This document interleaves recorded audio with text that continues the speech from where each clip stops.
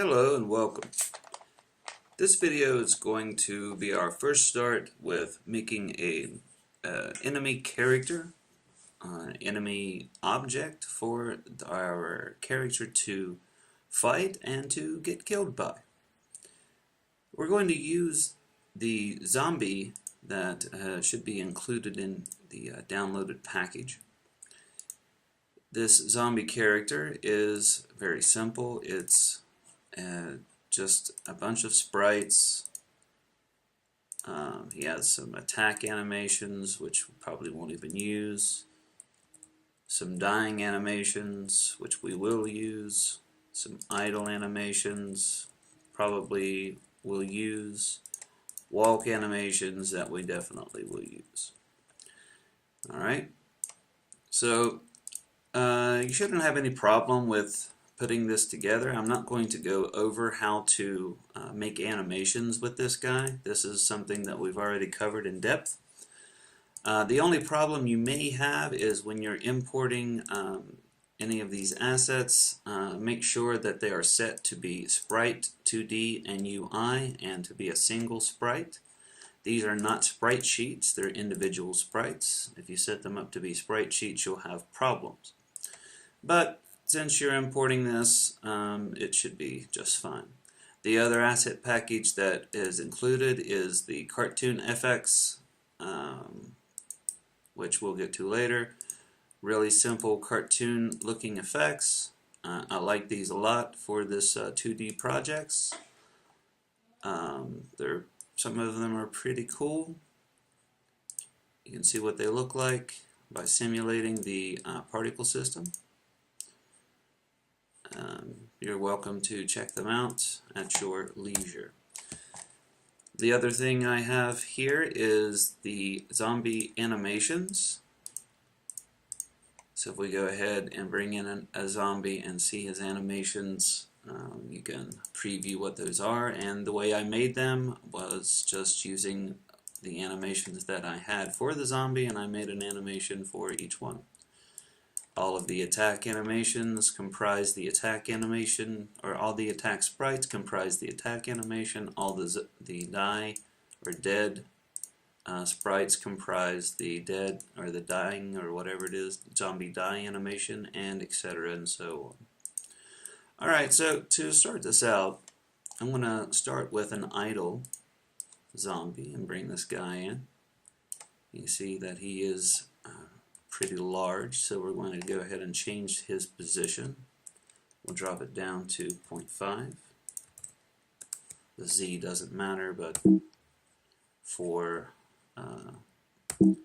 the sake of congruency, we'll go ahead and change it. I'm going to bring him down here and put him on this platform. Try to center him.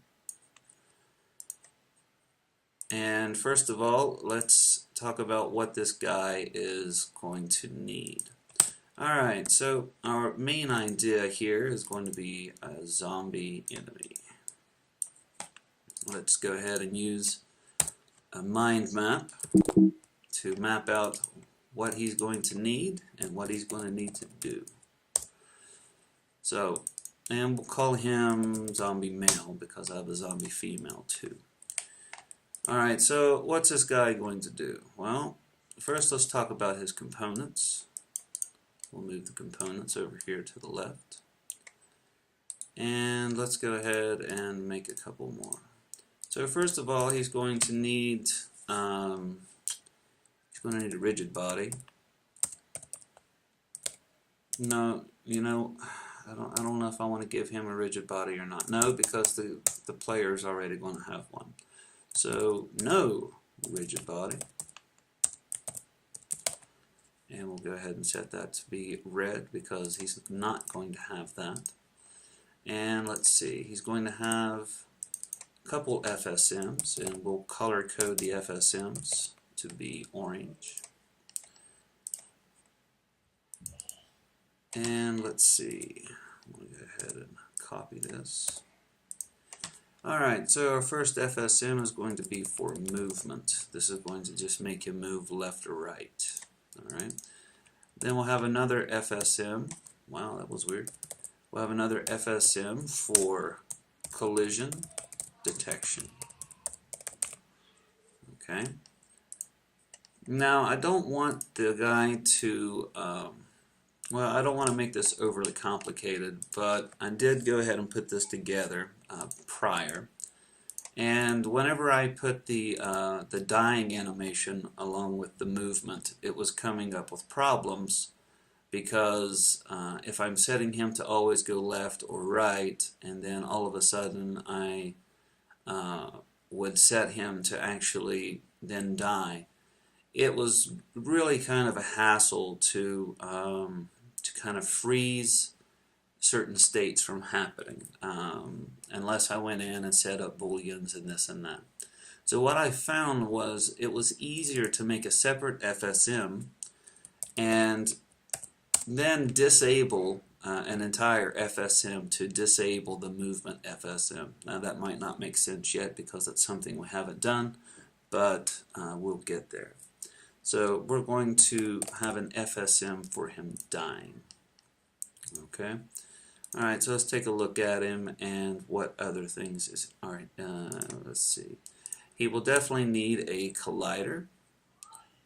So we'll make one more. So he'll have a 2D box collider. Okay, and we'll set that up as blue, that's fine. Would be the zombie guy, we'll make that green because zombies are usually green, I don't know. Alright, so let's go ahead and talk about our collider. The collider is going to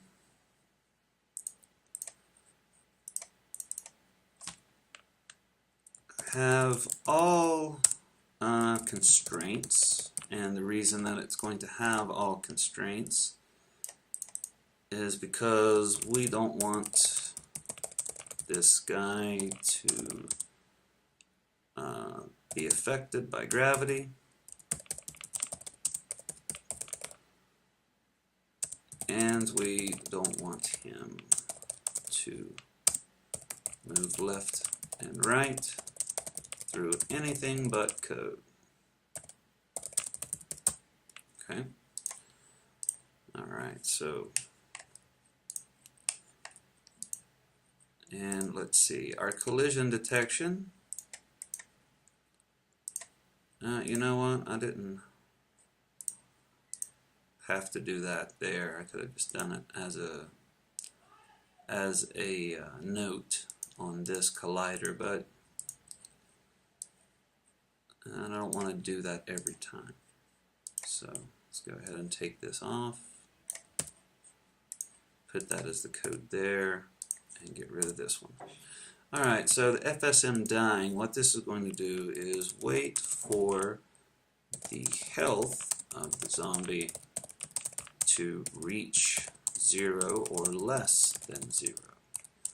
When that is true, trigger the animation and fix any foreseeable bugs, which there will be bugs. Alright, our collision detection here is 2 parts. This will, you know what, I'm going to move my FSMs to the right.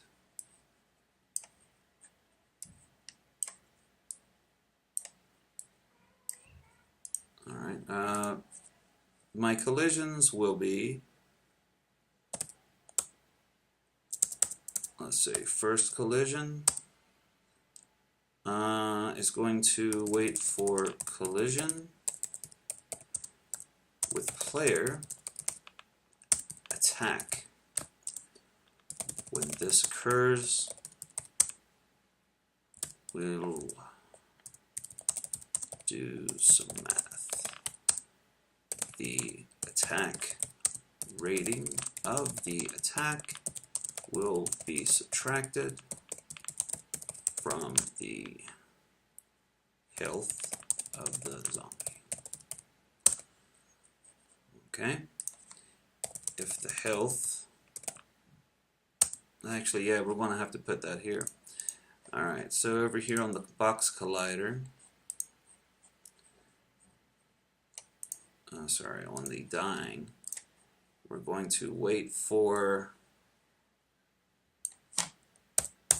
event to be called from collision detection. When that is triggered, or when that is actually invoked is the correct name for events. Alright, so we're going to wait for the collision. When this occurs, do some math. The attack rating will be subtracted. If health is 0 or less, call event on dying FSM to initiate the death sequence.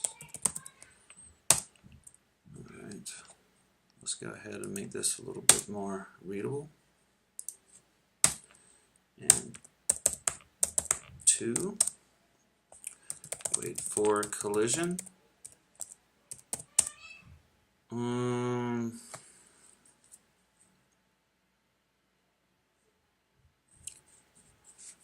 With player itself,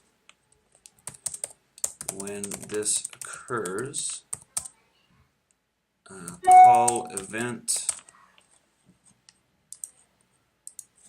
on the player that will begin the death sequence for the player. This may change to lowering the health of the player instead of instant death. Alright, and finally FSM movement. FSM movement will also wait for a collision, but it will be only to change direction. This will translate left and right. It will also change scale to flip the character. And that's it.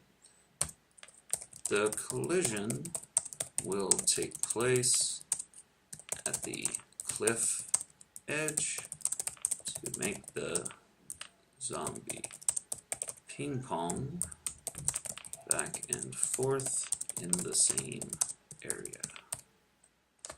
Alright, and that's it. That's pretty much all we need to do for this guy. As far as the animator goes, we'll go ahead and bring that out as a floating. Alright, let's select these and link these together. And let's change that color to be a little bit more readable. And let's bring this out to animator. Now the animator for this guy is going to be pretty simple. We'll have 4 different animations and 4 different bools. So our bool, no, I don't think we'll have 4 different bools. Not for this lesson anyway. We're not going to use that. So we'll just have die and our bool walking. Really, we don't even need that one, but for future reference, we'll go ahead and keep it now. Alright, so no, we don't need that. So for bool walking, we're going to go ahead and say this is defaulted to true.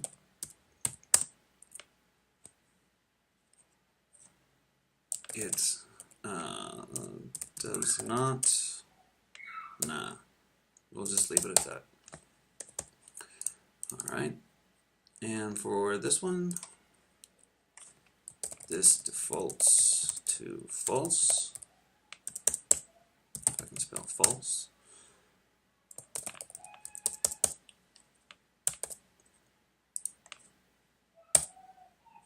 And that's it.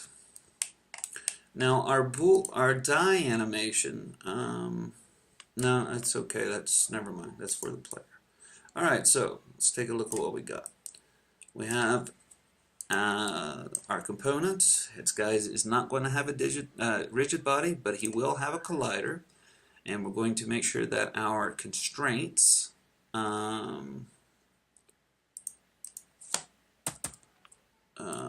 all constraints are active because we don't want this blah blah blah. Okay, so we want to have all of our constraints on our actually that's for a rigid body, so this is actually, we don't even need that. I don't know what I was thinking. Alright, so we have a box collider, and let's see, tag will be zombie for this guy. We will have a tag for this guy. And our FSMs, we have dying, collision detection, and FSM movement. We have our animator set up to say what variables or parameters we're going to have and what they default to. Later on we may want to go in and say what these things are actually going to do, but I'm pretty sure that that is not needed for this character. Alright, so let's make this happen with our setup. Alright, so go back over here and take a look at our zombie guy. First of all, we'll add the components that we said we would need. Physics 2D, let's get a box collider on him. Go in here and resize our box collider. So let's change his Y to, that's fine. Again, this guy's not going to be affected by gravity, so it doesn't really matter where the bottom is. The only thing we're concerned with is the outside part, and we want it to be a little bit large, and the reason that is true is because whenever we have our player attack, it's going to make it easier to hit the guy and more difficult for him to hit the player actually. So yeah, we want to make it a little bit to the back of him so the guy can hit him in the back very easily too. And again, you can set this up however you want to. This is just my personal preference through trial and error. So we have the guy set up with a box collider. Sprite render, transform, these are default for sprites. I don't really expect them to really be inside of a programming map or a logic map. Alright, go ahead and give this guy a name. Let's call him Zombie Male. And let's set his code up. We'll start out with the movement, and that's essentially the only part we're going to get done for this particular video. So we'll select our zombie guy, add an FSM. Let's start out right and name everything. Initialization. So for initialization, we don't really need anything. There's nothing we really need to set up. If we look at our mind map, or a logic map here, our movement really has no variables. The only thing that it really has is it needs to wait for a collision. So what we're going to do is just translate this guy left or right, but if there's a collision, we will go elsewhere. Alright, so let's start him off moving to the right first, since he's already facing that way. So I'm going to make a state here and a state here. I'll make two events. I'll say move left and move right. Alright. And let's see. This one we'll say is move right and oops. Global move right, and this is move left. We'll go ahead and have this automatically lead right into move right, because this is the way he's going to start initially anyway. Now, I don't really want to start with this state, because whatever I do here, I'm just going to end up copying anyway. So I'll just wait before I make this other event. Alright, so with our move right, we'll call this move and wait 1. And what is this going to do? Moves, let's say, translates game object to the right,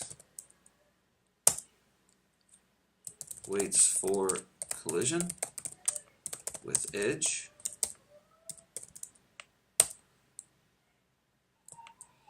reverses when, actually this is going to be a trigger. Alright. And let's try and make this a little bit wider, because I don't like the way it's looking there. And it looks even worse, but I want these on different lines. Alright. And this is just personal preference. You don't need to do this. So, first of all, our action browser will go to translate. If he's moving to the right, he's going to move in the positive X, so we'll go ahead and set that to be 1 per second, and that's fine. Every frame, that's fine, so that's okay. Next, we're going to wait for a trigger, and we'll make sure we choose under physics 2D, not physics. So trigger 2D event, and our collide tag we haven't set up yet, but we will. Send event, we're going to move left. Alright. So this is actually almost done. What we need to do next is add a new tag, and we'll go ahead and call this zombie, and edge trigger. Alright, so with our zombie guy, let's go ahead and set him to be zombie, and let's set his code to look for that edge trigger collision tag. So let's go ahead and copy this state, paste it in, change this to move left, and we'll change this to move right. If it ends up hitting a trigger, it's going to go to the other one, back and forth and back and forth. Now, we're not completely done here. The translate for moving left obviously needs to change. That needs to be -1. And we also need to think about flipping this guy. But for the sake of trial and error, let's go ahead and make sure he's working right now. Okay, so he's moving to the right, everything is good. Alright. Alright, so let's go in now and make these objects that are going to make him bounce back and forth. And this will be very simple. We're just going to create a very simple object, a game object, and we'll parent it to the zombie.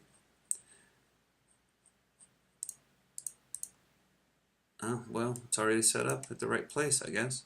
And what we want to do, actually not a game object, we're going to create a sprite. So I'm going to go to 2D object, sprite, and I'll set the sprite to be just a white image. Or really, it doesn't really matter, I can set it to be whatever. And I'm going to take my new sprite and move it kind of scale it. Let me add a component to Physics 2D Box Collider so we can kind of see where this thing is. That's the reason I added the sprite, just so I could see where this box was. Alright, so I'm going to set it right at the edge. Alright, if you can't really see it, it's right here to here. And, you know, it doesn't really need to stick out or anything. You can make it as small as you want to there. Alright, so I have this on the edge. Once I have that set up, I can go ahead and take that sprite and set it to none. Alright, I really don't even need the sprite renderer anymore. I just needed that collider. The only reason I had the sprite there is, again, so I could see where it was. Alright, so I'll take this tag and I'm going to set this to be the edge trigger. And I'll set the box collider 2D to be the trigger. Now, the thing is, if this is a box collider, or this has a box collider, and he has a box collider, and they're supposed to be interacting, one of them has to have a rigid body. They both don't, but one does. Alright, so I'm going to use the, this edge collider to have the rigid body. Alright, so with this thing, I am going to freeze everything, and this is what I was thinking of earlier when I said I needed to freeze all the rigid body stuff. I don't want anything to be affecting this. I want it to stay exactly where it is. Okay, and it is going to be set up to be a trigger. And let's go ahead and see if he bounces. And he does. Let's do it again.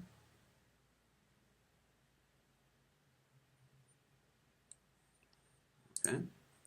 Now, if we take this, let's call this edge trigger, duplicate it, and move the copy over to the other side. Let's hit play. Moves to the right, moves to the left, moves to the right, moves to the left. Alright, so he's working as far as that goes. Alright, so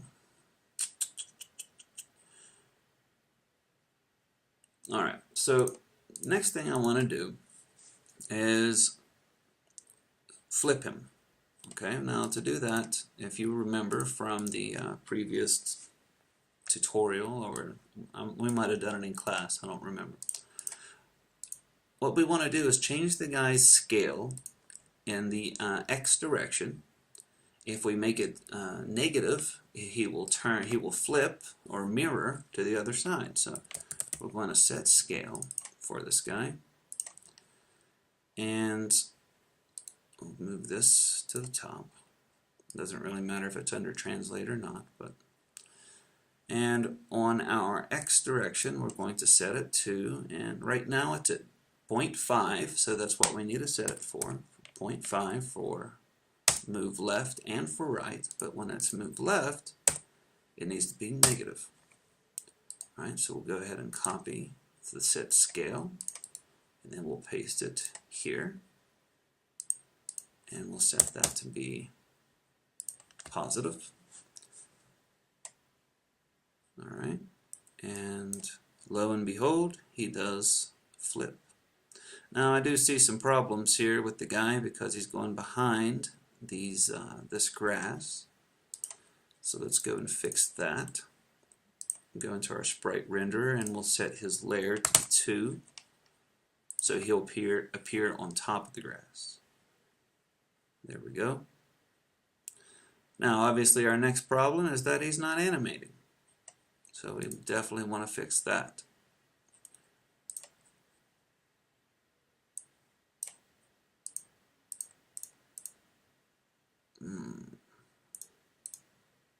Why isn't this changing?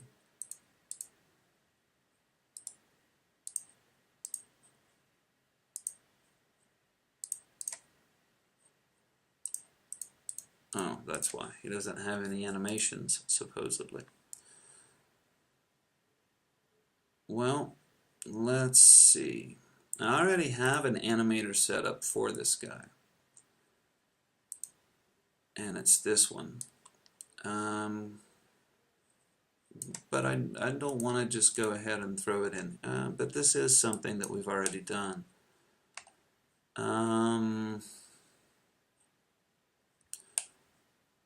Yeah, what to do?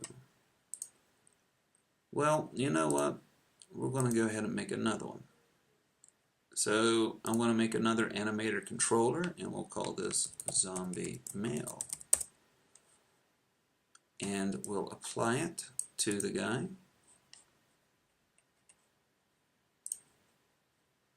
Alright, so we have our zombie male animator now. Alright, so with this done, we can just go ahead and bring in our animations. I want zombie walk and zombie die. I want to set up our bulls that I had, walking, and die.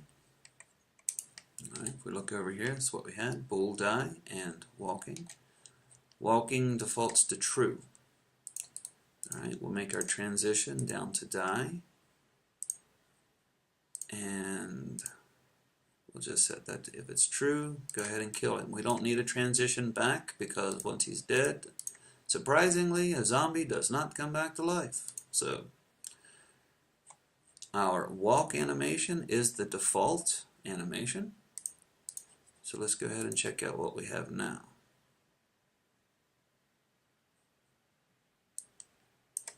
Alright, so there he goes. He's walking. He's having a good time. Alright.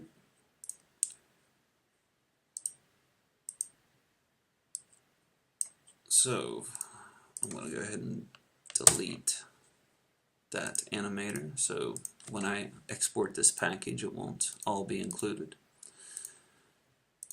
Okay, so that's pretty much what I wanted to accomplish, and it doesn't seem to be very long, so let's go ahead and go to the next step. If we look at our player,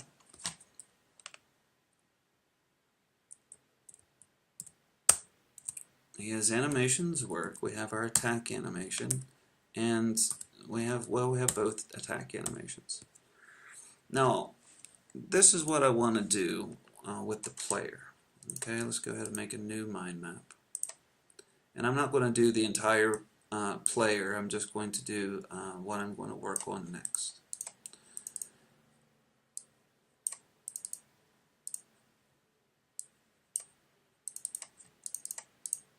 Alright, so player attacks. Alright, so what's going to happen is the animation plays. When the animation plays at a specific point, spawn an attack effect. Okay? Now, this attack effect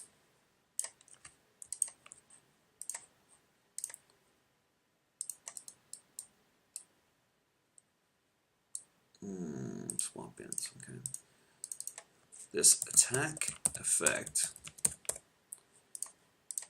is going to have a 2D collider, and it will also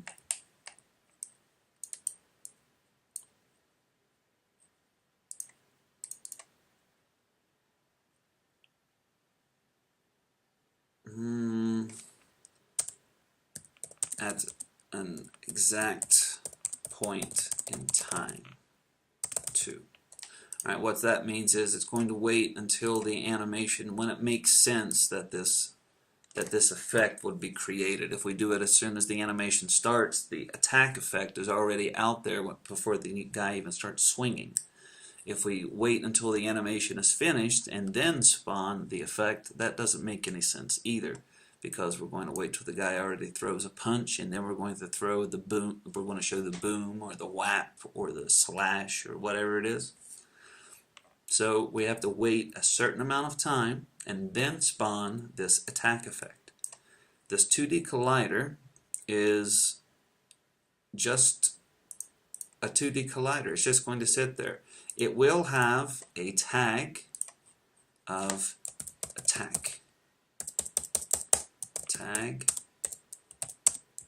player attack. Now it's not going to have any script, and the reason why is we're going to go ahead and use an effect that's already made. We could go in and make a particle system and this and that, but we're not going to. We don't need to. And we don't need to have any FSMs to make this thing destroy itself, which is normally what you would do. You'd wait a certain amount of time and then destroy itself. Yeah. Alright, so well, anyway, what I was saying is this custom or this already made asset that we're going to use already has a script attached that takes care of that for us. Alright, so the player presses the control button, the animation plays, and at a specific point in time we're going to make another game object that's going to be a particle system of an attack. And this particle system is going to have a reasonably large size 2D collider, and this 2D collider is actually let's go ahead and change this so that doesn't get confusing. Change that to a square and give that a different color. And this 2D collider is not going to do anything in and of itself.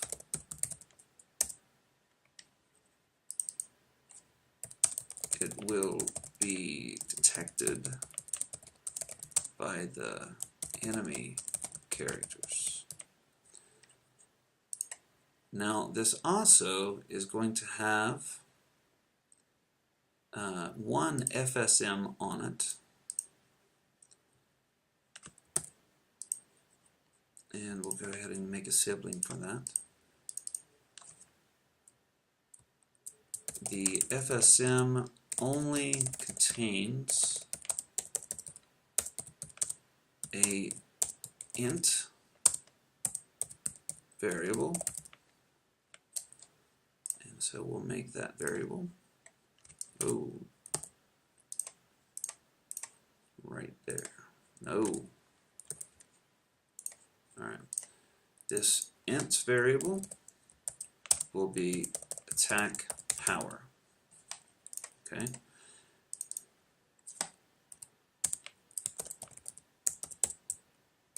Okay. This will be used to, and actually let's go ahead and just delete that.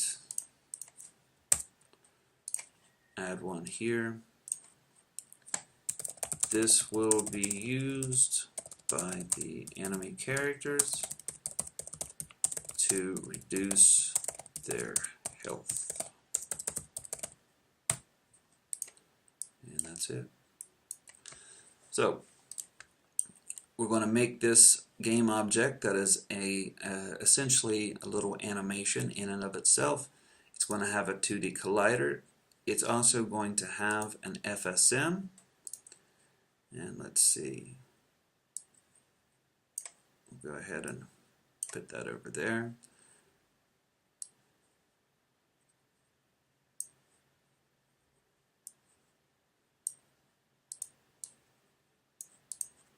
Alright, so the attack effect will have the 2D collider, it will have the tag, player attack, it will have an FSM, and the only thing that's going to do is nothing. It's just going to sit there, and it's going to have one variable called attack power, and this is going to be used by the enemy characters to reduce their health. Alright, so let's go make that happen. Alright, so first thing we're going to do is pick out an animation to use, and that's where these assets will come into play. We're going to go into the Cartoon Effects folder and go into the CFX Prefabs and go to Miscellaneous, and I'm going to use the one called slash. Alright, you can see it just looks like a slash, okay, like a hit. You know, this guy doesn't have like Wolverine claws or anything, but looking through these are about the only one. That's about the only one that really fits with some kind of hit. I'm sure there might be another one in here, but I like this one because it looks like he's powering up. Maybe we can use that later. Yeah, that's pretty cool. Maybe when he gets some kind of pickup. But getting ahead of myself, let's just stick with the attack effect. Now, what we want is that this attack effect is going to appear at a certain time, at a certain place, but we want it to appear right in front of the character. Now, to do this, what we're going to use is something we refer to as a mount point. We're going to create an empty game object. We'll apparent it to the player. We'll go ahead and zero it out. Alright, so it's right on top of the player. And we're going to move it out in front of him.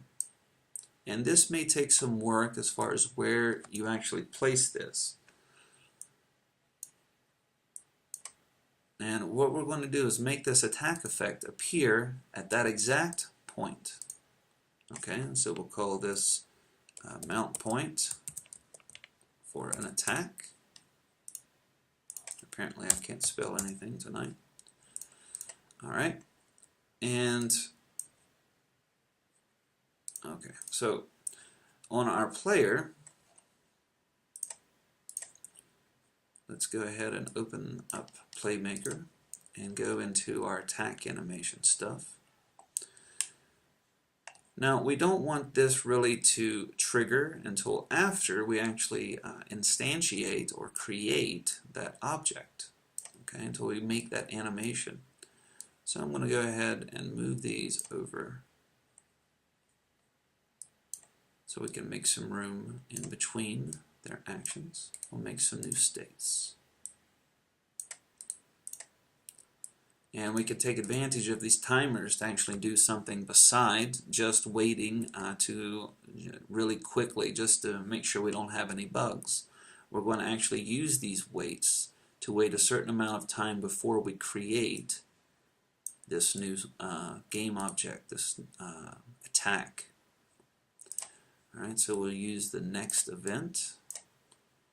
If you don't have a next event, just go into events and add it.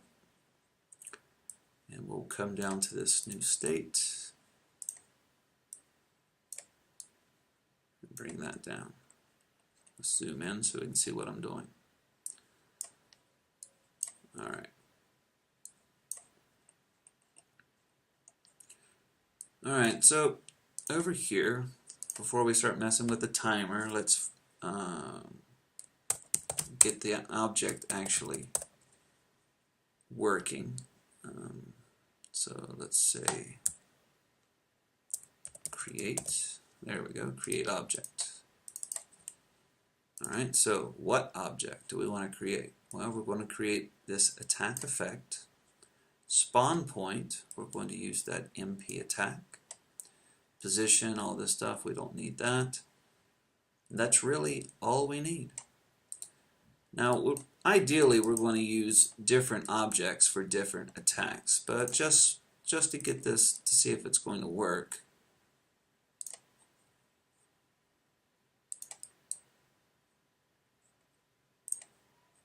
well, let's just go ahead and set it up this way. So, create attack game object 1. And create attack game object 2.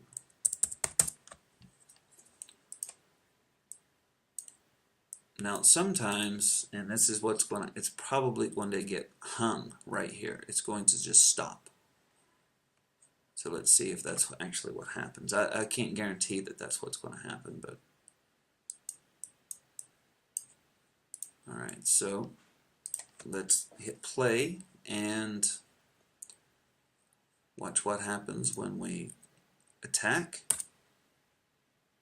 Yeah, that's what I thought. It's going to get stopped right there. And for some reason it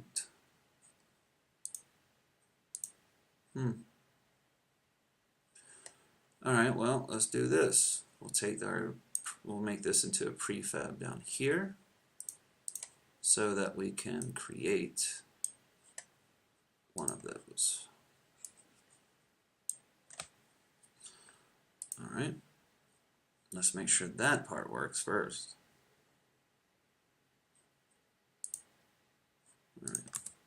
Alright, so you see it did create the effect, but then it got stopped.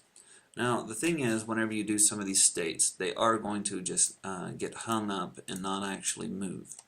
So there's a fix for this called next frame event, and it just forces it. It does everything up here or whatever, and then it forces it to go to whatever event you specify. And it's just one of those things that it's the fix for it. It really doesn't make any sense why it wouldn't just go to the next event. You can use finished events instead of making your own. You can use the built-in transition finished, but even that one sometimes gets hung. So what I like to do is just use the next frame event, and it guarantees that it's going to go to the next one. Alright, so next. Alright, so let's see if we can make more than one attack now. Yeah, and we can see that every time he attacks, he makes an animation. But the attack happens immediately. We do want to wait just a minute. That one actually looks okay. I would like to see the effect appear in front of his fist, but probably use a different animation for that one. Alright, so let's go ahead now and work on that timer just a little bit for attack 1. It doesn't really matter, I mean, not really. I'll set this to maybe 0.5, see what that looks like.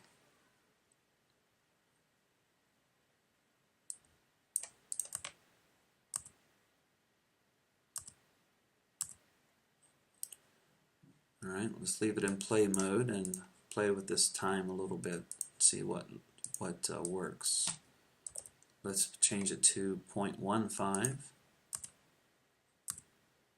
That looks better.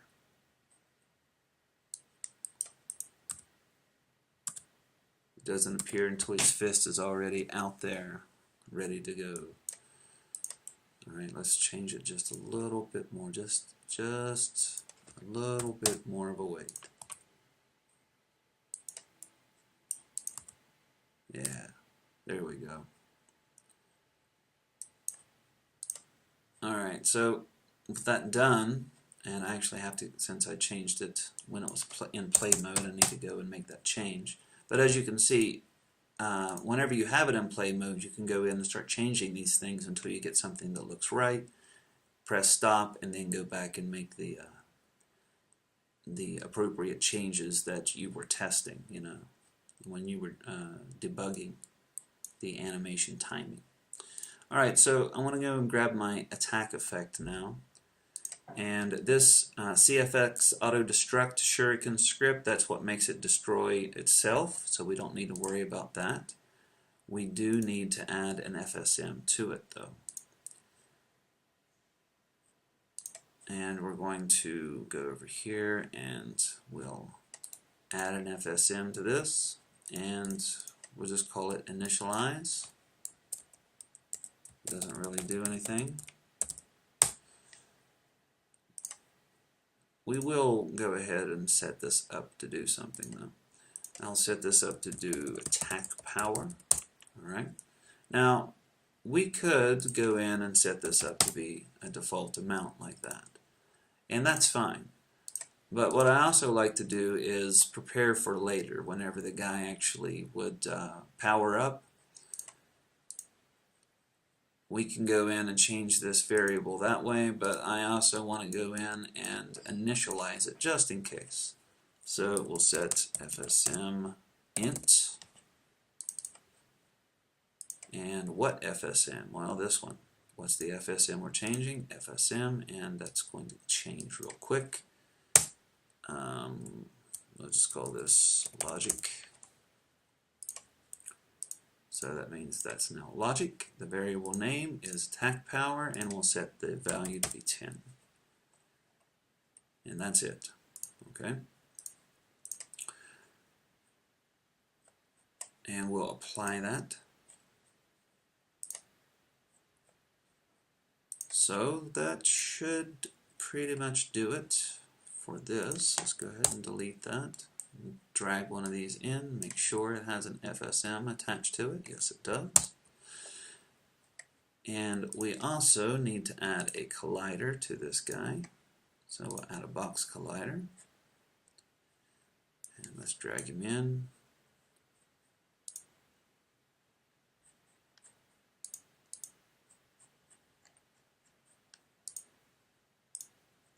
And let's see how large the collider is. Alright, so the effect is a little bit larger than the collider, so let's increase the size a little bit.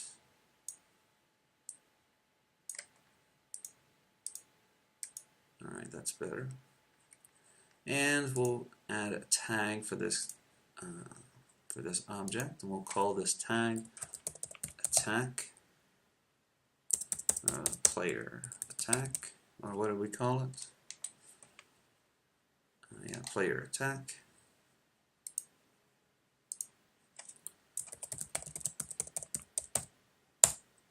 Alright, so we'll set this tag to be player attack so that the zombie can wait for that on his collision, which we will set up at a later time.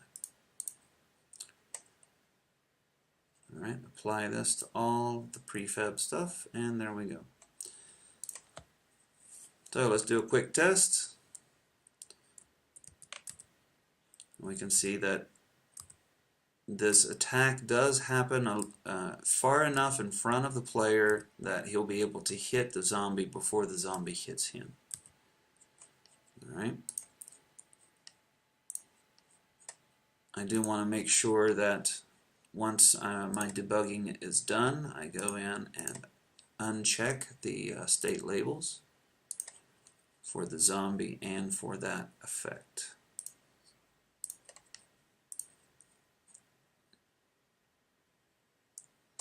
Alright, so now we should have no state labels.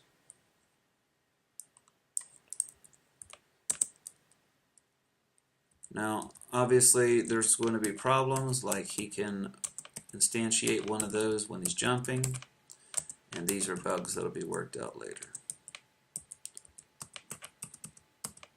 Alright.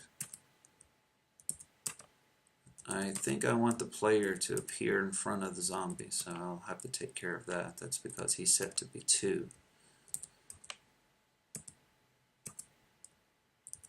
Alright, so now next we'll have to fix that too, the fact that he can jump on top of the zombie.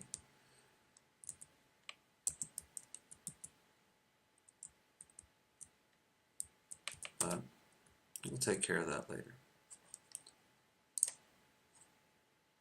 Alright, so in this quick tutorial we covered how to set up this zombie enemy to bounce back and forth, have his walk animation to be created automatically. We set up our player to actually be able to have his animation for his attacks to instantiate an attack animation, which we're going to use to do logic on the zombie character. Alright, so essentially this isn't anything we haven't already done, but this needed to be done to set everything up to get to the good stuff. Alright, so the next one's going to cover the zombie touching the player and the player dying, and the player being able to hit the zombie and kill the zombie. Alright, so that finishes up this lesson. I hope you learned something. If you didn't, at least you will be caught up for the next class. You'll be expected to bring your finished scene and project to class and load it at the beginning of class so we can work from this point forward. Alright, so that's it, and I'll see you in class.